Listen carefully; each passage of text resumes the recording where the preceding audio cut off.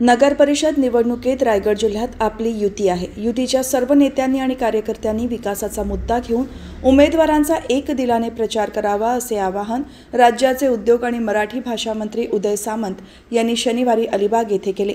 अलिबाग मुरुड विधानसभा मतदारसंघातील अलिबाग, मुरुड, रोहा या 3 नगर परिषद निवडणुकीतील युतीच्या उमेदवारांची आढावा बैठक शनिवारी आमदार महेंद्र दळवी यांच्या निवासस्थानी आयोजित करण्यात आली होती।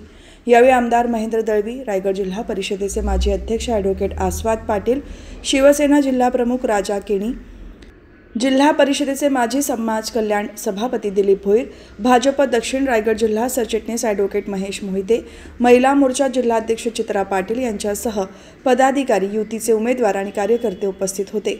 आपण एकत्र निवडणूक लढवतो तेव्हा विश्वास महत्त्वाचा असतो। आपल्यामध्ये विश्वासाचे सामर्थ्य असले पाहिजे।